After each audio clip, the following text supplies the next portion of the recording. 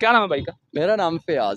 سر کچھ بتائیں گے اس مجسمے کے بارے میں کہ جو بہت بڑا وائرل ہو رہا ہے، اور قذافی اسٹیڈیم کے ہم اور سائڈ پہ موجود ہیں، تو اتنا بڑا مجسمہ، دیو ہیکل مجسمہ، اور اتنی بڑی لاگت کا یہ مجسمہ کس کے نام پہ بنایا جا رہا ہے؟ یہ سننے میں تو یہ ہے کہ یہ کرس گیل کا مجسمہ ہے، باقی پتہ نہیں اب آگے کیا بنتا ہے. ہم تو خود یہاں پہ کافی دنوں سے وزٹ کر رہے ہیں اور اس کی ویڈیوز بنا کے ٹک ٹاک پہ بھی ہم ویڈیوز دیکھ رہے ہیں. کچھ لوگ کہہ رہے ہیں یہ وہاب ریاض ہے، کچھ کہہ رہے ہیں کرس گیل ہے، اور کچھ کہہ رہے ہیں وراٹ کوہلی. ہمیں تو کچھ سمجھ نہیں آ رہی. اس کے تو مجسمے کے بیچارے کے اتنے نام پڑ گئے ہیں کہ اس کو بھی نہیں پتا کہ میں کون ہوں. بھائی جان، چیمپئن ٹرافی کی نمائش کے لیے یہ لگایا گیا ہے، تو یہ ہم نہیں کہہ سکتے کہ یہ پاکستان میں ہے تو کسی پاکستانی کھلاڑی کا ہوگا.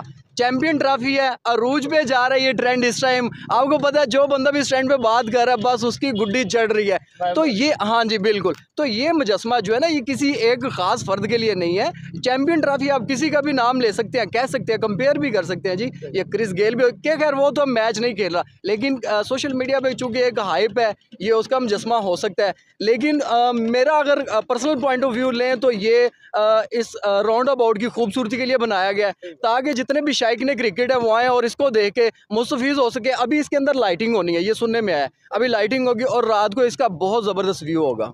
اچھا، تو مطلب آپ کہتے ہیں کہ یہ چیمپئن ٹرافی کا نمائندہ ہے، کسی خاص فرد کے لیے یا کسی خاص کنٹری کے لیے نہیں ہے؟ نہیں، یہ صرف اور صرف